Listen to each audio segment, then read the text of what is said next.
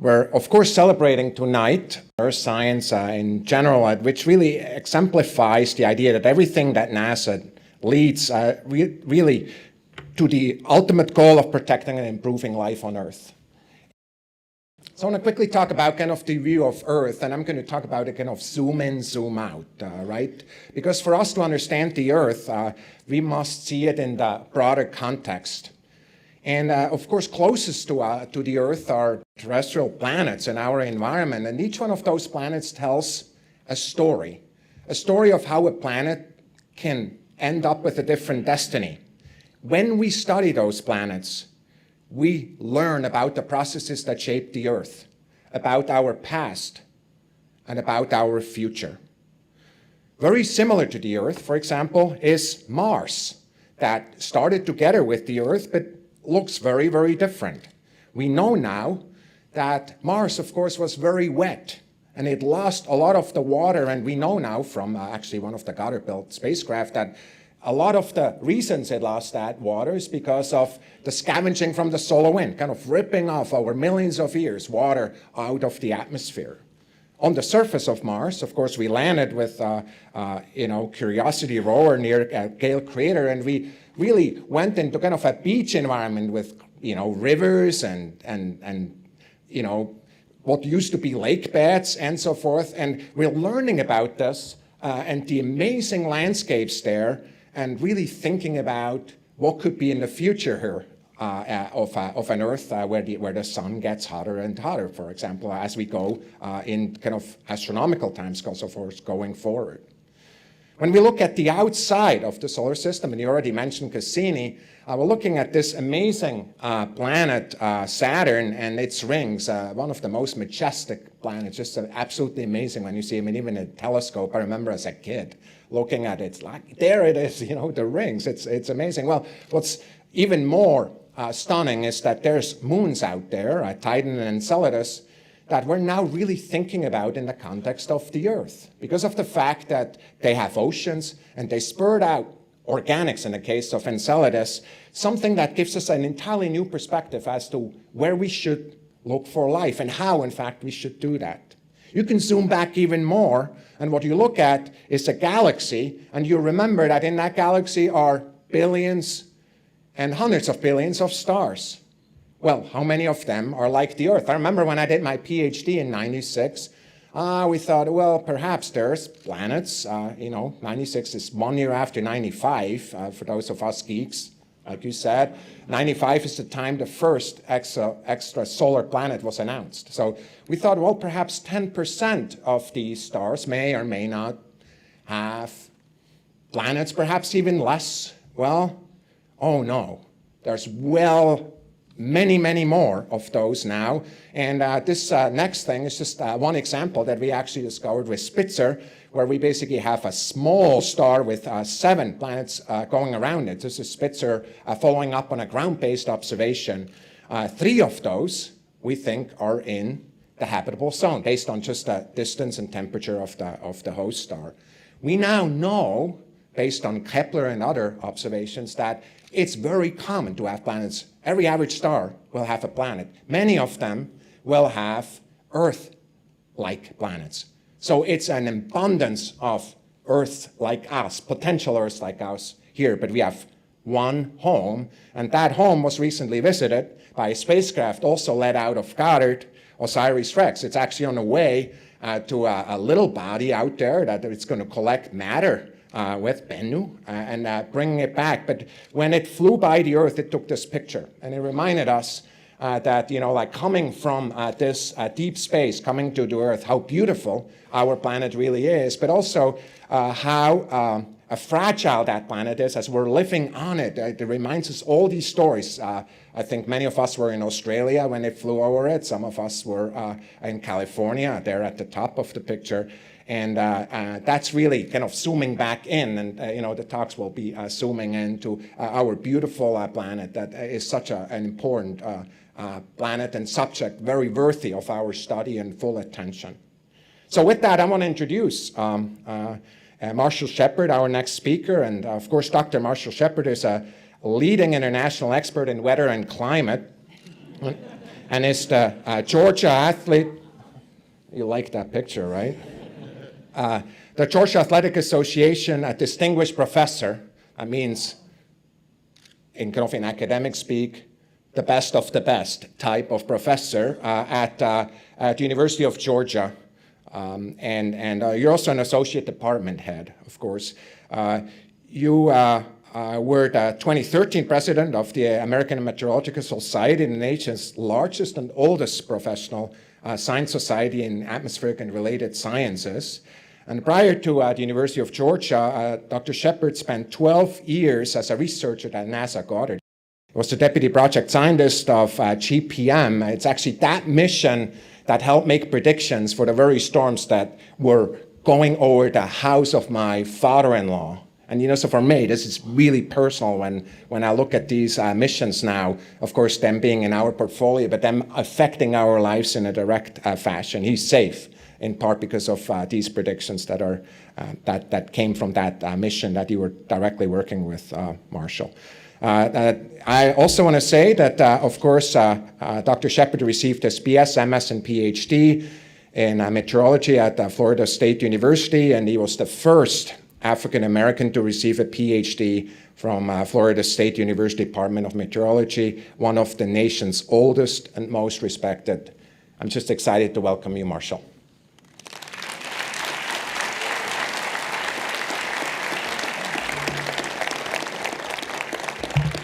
Thank you and good evening. Now go far enough into space and Earth looks like any other star or planet in our night sky. But of course, we know it's not. Come closer and we see a planet bursting with color.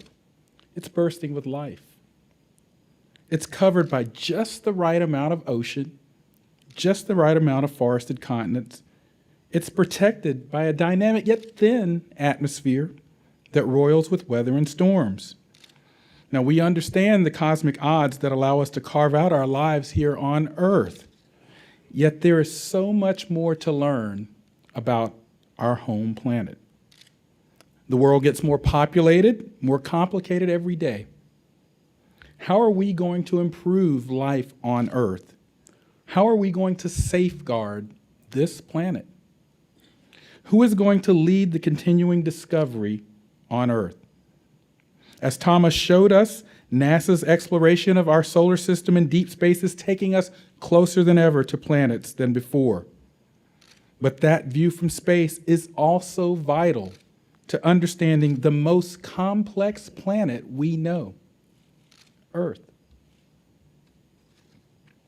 To take on Earth's challenges, we need not only the vantage point of space, but we also need the technology, grit, and quest for discovery that we use to explore the universe as only NASA can.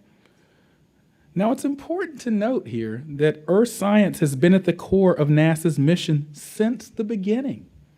Let's take a look at the Space Act that created NASA. It talks about for the benefit of all mankind. It talks about advanced knowledge of Earth's atmosphere, the preservation of the role of the United States as a leader. Now tonight, I'm going to talk about things from a hurricane perspective. We want to share with you a few stories of how NASA is leading the planetary exploration of Earth and continuing to provide return on investment to every U.S. citizen. In particular, we want to take a look inside the complex world of water.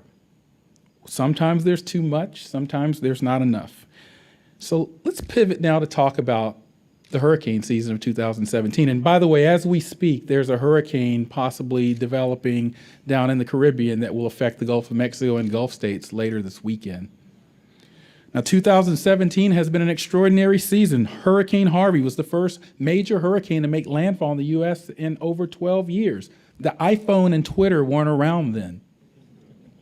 It was also the most significant rainfall event in U.S. history. Hurricane Irma remained a Category 5 hurricane longer than any storm on record in the Atlantic.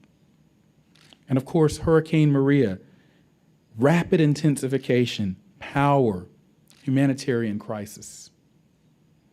Now, look, I'm a meteorologist, And if you follow me on social media or read some of the contributions I write for Forbes, many of us knew that these storms were going to do what they did.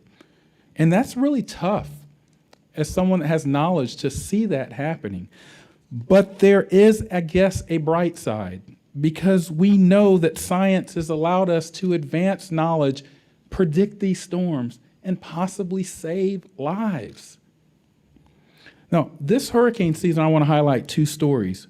One, with each of the three major storms that I've talked about, we can see, even in that glimmer of despair, a success story, where the view from space has improved our ability to forecast or respond to hurricanes.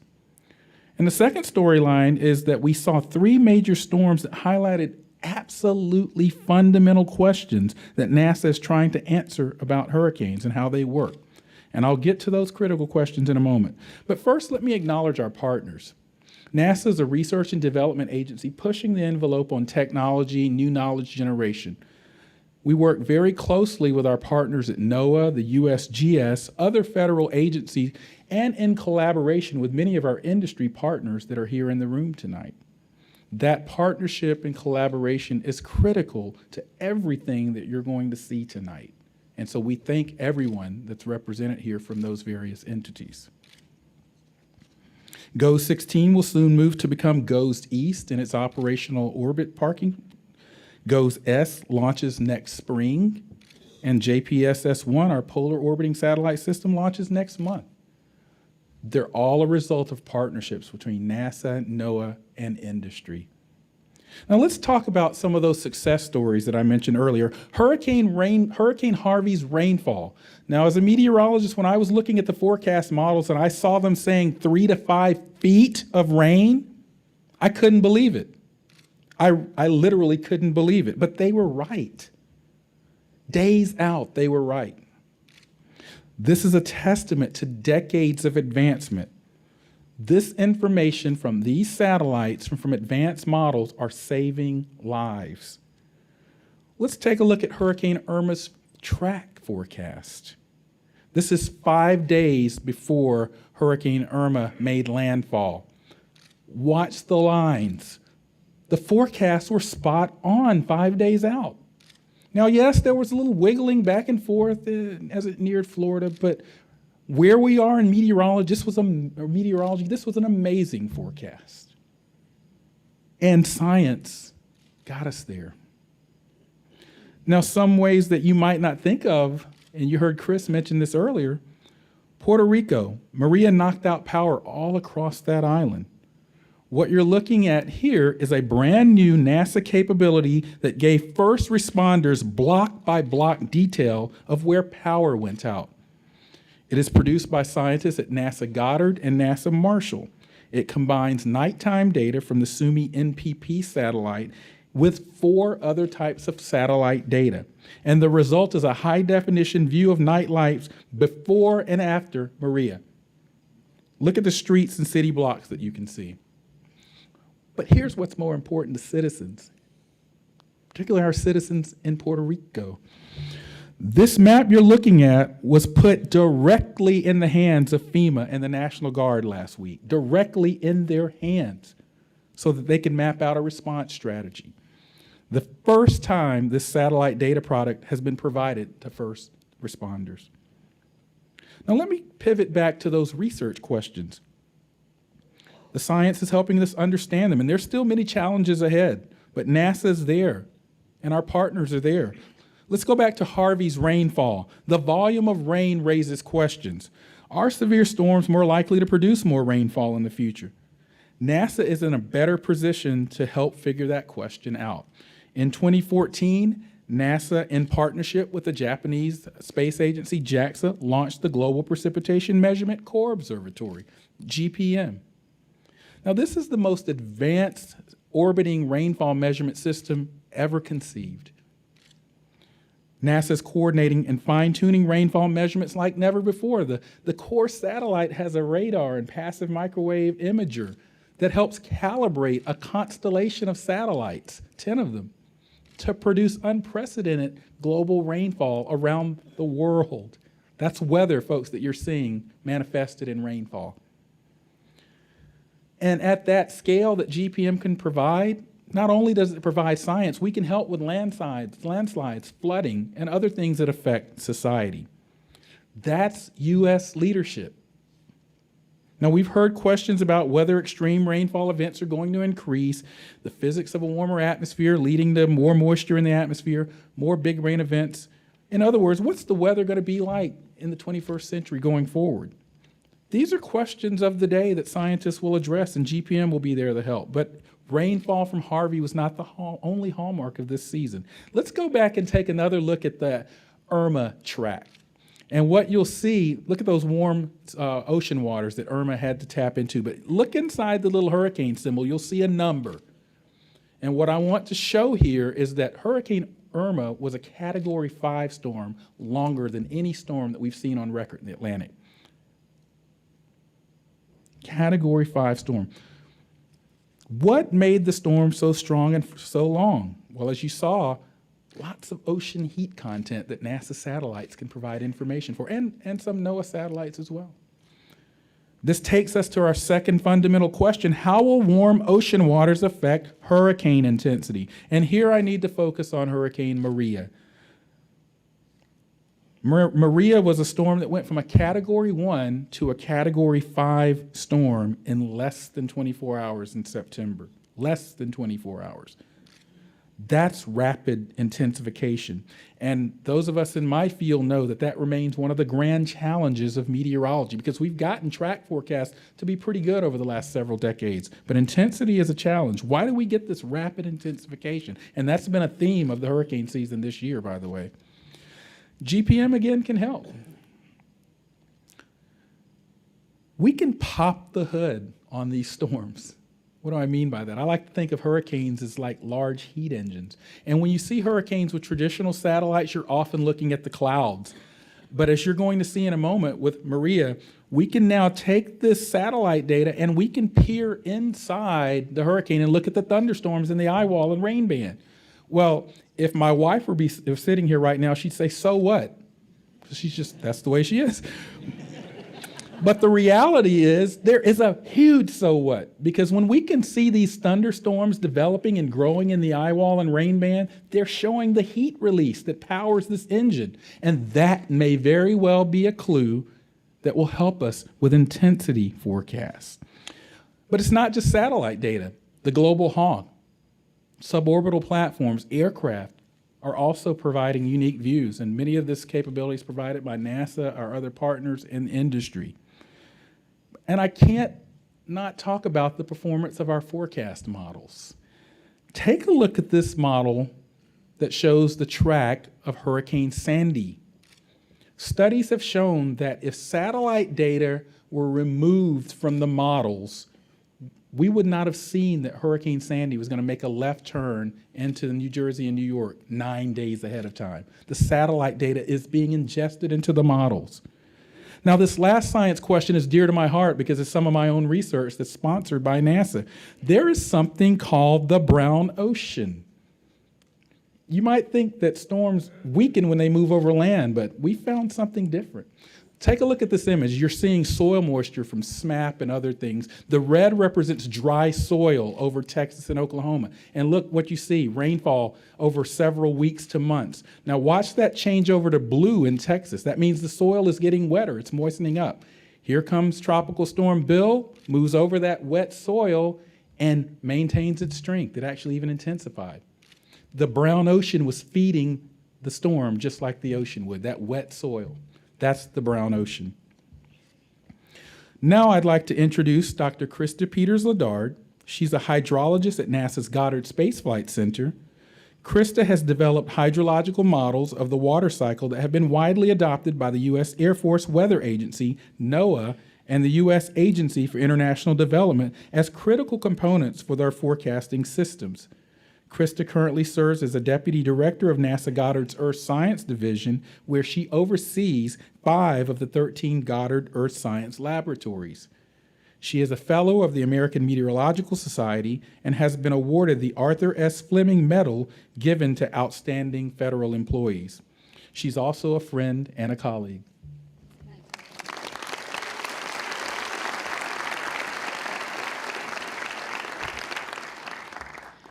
Since NASA was created nearly 6 decades ago, this agency and the larger science community has essentially discovered how the Earth works as an interconnected system, as a planet, and we are still discovering. NASA is converting the space-based view of Earth into a pixel-level planetary intelligence system for navigating the challenges of the 21st century. One of those challenges is coping with drought. California, 2015. One of the most productive agricultural markets in the world was racked by a 4th year of drought. Wildfires burned. Crops wilted. Reservoirs plummeted to half of historical averages. But how did this drought spread? How pervasive was it?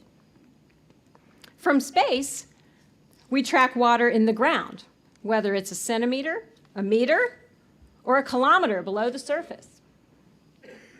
Let's start with the big picture. Around the world, the GRACE satellites, which is a partnership between NASA and the German Space Agency, have provided unprecedented views of water storage in natural aquifers. These underground reserves are so massive that they affect the Earth's gravity field. And when their mass changes, the satellites detect the change in gravity. Droughts affect deep groundwater stores. In fact, water users can pump hundreds of billions of gallons out of their aquifers to compensate for the lack of rainfall. And GRACE detects this change. This view from space has revolutionized our understanding of water stored beneath the Earth's surface. But scientists at NASA Goddard can provide a more detailed view of conditions in the continental US by combining GRACE data with sophisticated computer models. These computer models help us decompose the GRACE signal into the surface, root zone, and shallow groundwater. And this view can help trigger critical water conservation measures. Stations on the ground provide a connect-the-dots picture, but the vantage point from space, combined with modeling, provides a comprehensive view of the California drought, how it evolved over time and ultimately ended. This constantly changing snapshot of shallow groundwater conditions is now used every week in the US Drought Monitor. This is the benchmark relied upon by decision makers at the local, state, and federal levels. So GRACE gives us a global view, and the combination of satellites and modeling gives us a regional view. But what if I want to know what's happening in a 30 by 30 meter plot of land, the size of a Landsat pixel? California's wine industry provides tens of thousands of jobs, pays $17 billion in wages every year, and is built on intensive agricultural practices. It is also at the forefront of using the view from space to save water and be more efficient. The E&J Gallo Company grows grapes on 100,000 acres across California. Nick Dukuzlian, the company's head of viticulture, said that during the drought, we were farming on a fine line. The model went from commercialization to survival. They use Landsat, which is a joint program of NASA and USGS, to monitor water use and the health of their vines. With constant care and a decades-long record of data, their irrigation strategy was modified and the vines made it through. Not only that, but water usage was cut in half on some acres. The company uses commercial satellite data too, but as Dukuzlian said, Landsat is the most robust form of imagery across the state. We trust it more. In fact, the company is moving to a system of irrigation that is mapped according to 30 by 30 meter Landsat pixels. Working with IBM and an irrigation company called Netafim, Gallo is developing what they call farming by pixel, taking the foundational data from Landsat and converting it into drip-by-drip irrigation decisions. The company is also talking with its neighbors, the water-intensive almond growers, about the possibilities for their industry. This kind of approach would revolutionize the way people irrigate across the state of California, where, by the way, agriculture brings in receipts of $50 billion per year. So the next time you enjoy a glass of wine or some almonds, you might want to offer a toast to Landsat and to Grace.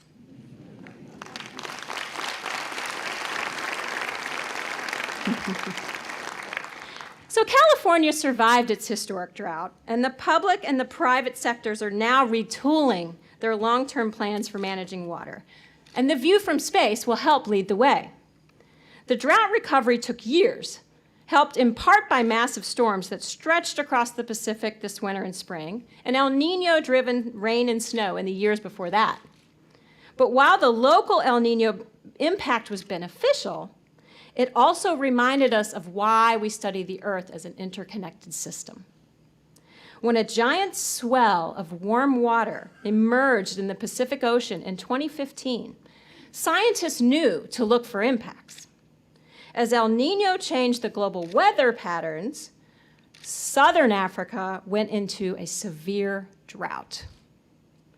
On top of already dry conditions, the region experienced its lowest rainfall in 35 years. With the SMAP mission, launched in 2015, NASA has dedicated soil moisture measurements for the first time, and SMAP could see this severe drought emerging. SMAP's highly sensitive microwave radiometer detects the energy emitted by the soil depending on how wet or how dry it is. It's like the old gardener's trick. You squeeze a handful of dirt, and you see if it clumps up or if it falls apart. Think of SMAP as doing the same thing with a lot more precision all around the world every 3 days. SMAP allowed us to see the connection between the Pacific Ocean water temperatures and the moisture in the soil in southern Africa.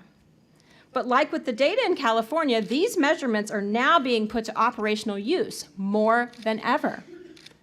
SMAP's data was fed into the USDA's Global Crop Yield Forecast, the Foreign Agriculture Service reports that help drive multi-billion-dollar commodity markets around the world. In fact, the scientists for this region said that with SMAP, they now have the first reliable soil moisture data in 30 years. As the soils dried out, we also used the Terra and the Aqua satellites to assess the impact of vegetation across the countries of southern Africa. These NASA soil moisture and vegetation analyses were also fed into a USAID program called the Famine Early Warning Systems Network. As this drought spread, nearly 30 million people were at risk of drastic food shortages. 4 out of 10 people did not have access to clean drinking water.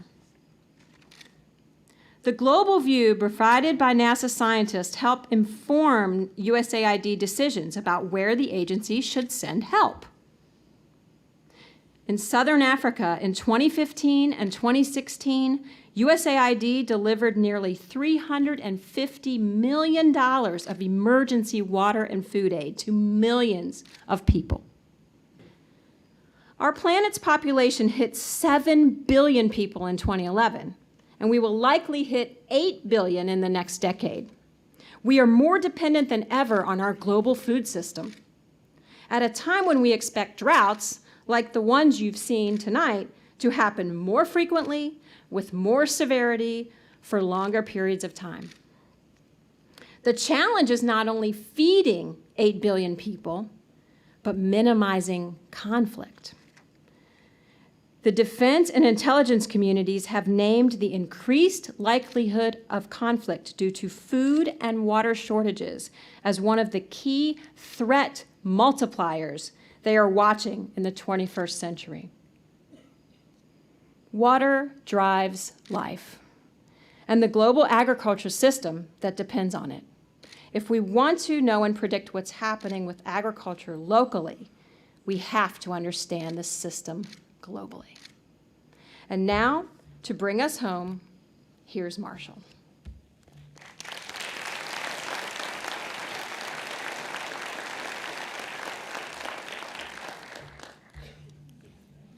Well, there they are.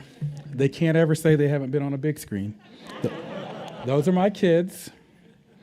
And hopefully tonight you see that this is not about pretty pictures from satellites. These are about narratives of society.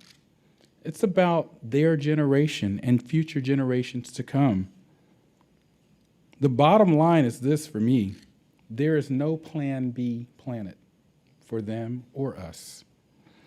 Now, Krista and I have shown you several in-depth stories about water, and really only a fraction of the water cycle.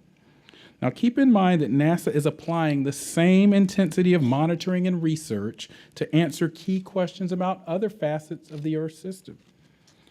For example, what are the trends with the world's ice sheets and glaciers, and what does that mean for our coastlines in the future?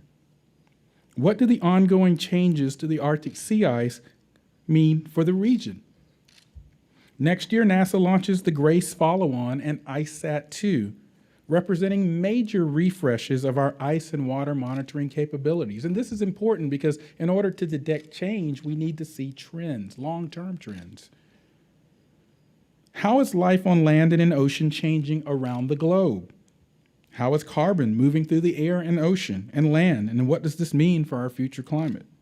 The coming launches of the Landsat 9 and the JEDI LiDAR to the International Space Station will advance these investigations.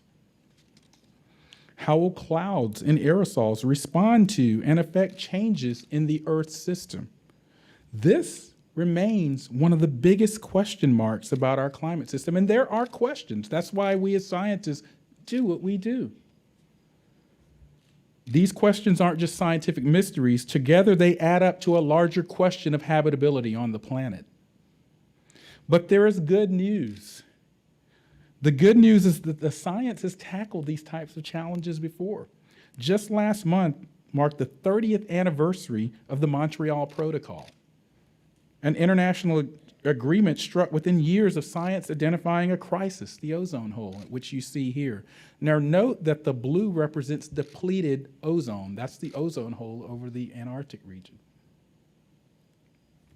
It would have never been possible without NASA's confirmation from space of the size and persistence of that hole. Now let's walk through a world avoided simulation, just to kind of bring home the value of understanding that that ozone hole was there and doing something about it. On the left is the world with the Montreal Protocol. On the right is what the world's ozone layer would look like in the Northern Hemisphere if we didn't pass the Montreal Protocol. And keep in mind that blue represents depleted ozone. Watch what happens as we approach the year 2017, the year that we're in. Here at the latitude that we are, if we didn't pass the Montreal Protocol, we would have about 10% more ozone depletion, or 10% more increases, if you will, in the damaging UV radiation. Now, UV radiation damages our skin, first of all, it's a health issue, and crops that we depend on for food. So science has risen to the challenge before, and as challenges mount, we'll need it again. But choosing to cast our lot with science is really choosing to put our faith in people.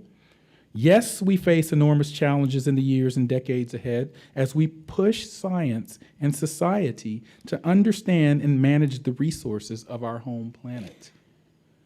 There is no better partnership than the one that we see between NASA, NOAA, USGS, other federal agencies, and the vital collaborations with industry partners, many of which are represented in this room tonight. This partnership will lead the way into the 21st century with optimism that we can solve these challenges together. Our work has just begun. Thank you.